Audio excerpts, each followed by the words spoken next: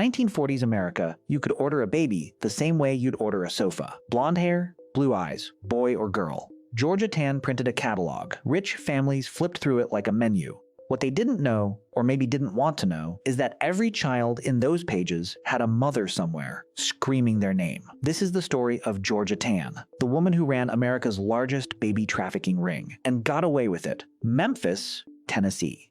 1924. Georgia Tann is 33 years old, the daughter of a respected judge, and she has just been forced out of Mississippi for something no one will name in writing. She moves to Memphis. She takes over a small charity called the Tennessee Children's Home Society. On paper, it's a home for orphans. In practice, Georgia is about to turn it into the most profitable adoption ring in American history. She needs two things. First, political protection. She gets it from Edward Crump, the boss who controls Memphis like a private kingdom. Second, a friendly judge. She gets that from Camille Kelley, a juvenile court judge who signs off on any paperwork Georgia hands her. No questions, no investigation, no return address for the mother. With those two people behind her, Georgia is untouchable. Here's how it worked. Georgia had spotters, nurses at Memphis hospitals, doctors, beat cops, social workers. They all got a small kickback for every child they delivered to her. The target was always the same. Poor mothers, single mothers, teenage mothers, immigrant mothers, women who couldn't fight back. A mother would give birth. The nurse would take the baby to be cleaned. Hours would pass. Then a doctor would come in with a sad face and say the baby had died. There was no body, no grave, just a signature on a form the mother was too grief-stricken to read. That signature gave Georgia Tann legal custody of a living child. Other times, spotters took children directly. A social worker would knock on a door. Say she was there for a wellness check, and leave with the toddler. Kids were snatched from front porches, grabbed from schoolyards, pulled out of foster care by court order, and every single one of them was on their way to a stranger's home for a price. It cost Georgia about $7 to process a child. She sold them for anywhere from $700 to $10,000 each. That's $10,000 1940s dollars. Over $100,000 today. Then came the marketing. Georgia took out full-page ads in newspapers. She called them yours for the asking. At Christmas, she ran specials. Give the gift of a child. Pictures of smiling babies with hand-lettered names underneath. Available. Reserved. Waiting for a home. Rich Americans read them like a Sears catalog. She had a clear pricing tier. Blonde-haired, blue-eyed, healthy infants were premium. Boys sold faster than girls. Newborns went first. The clients were not who you would expect. Actress Joan Crawford bought twins from her. Actor Dick Powell and actress June Allison bought a daughter. The governor of New York, Herbert Lehman, bought a child. Wrestlers, senators, Hollywood royalty. Georgia was on the cover of Time magazine. She was invited to the White House. Eleanor Roosevelt personally asked her for advice on national child welfare policy. She was called the mother of modern adoption. Newspapers wrote glowing profiles. She smiled for every camera. And every day, in Memphis, a mother somewhere was told her baby had died. Behind the smile was a graveyard.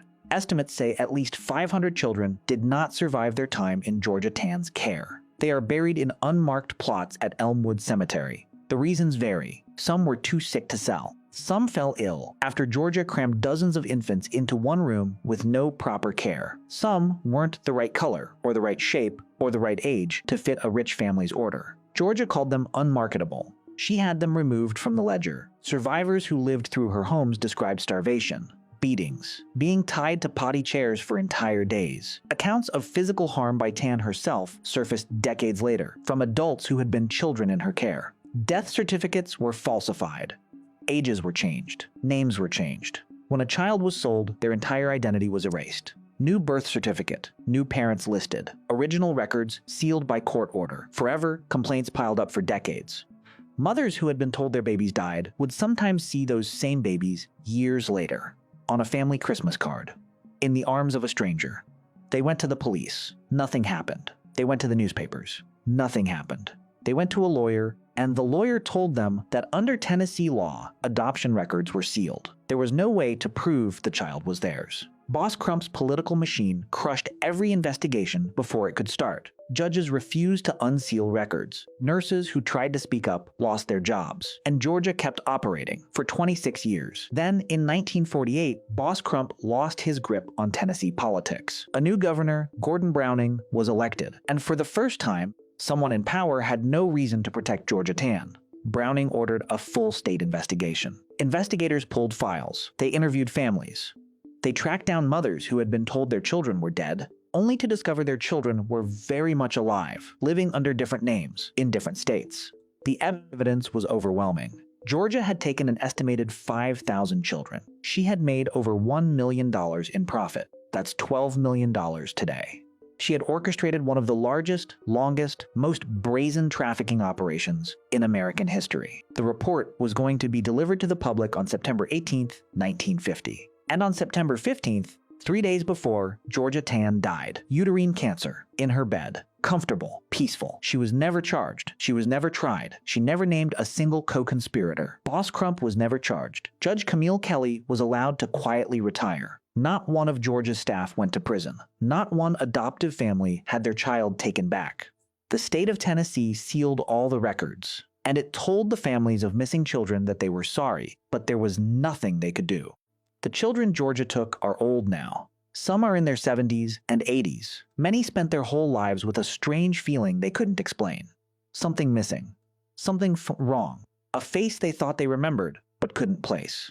Others were told the truth by their adoptive parents on a deathbed and spent the rest of their lives trying to find the family they had been taken from. DNA testing has helped a few.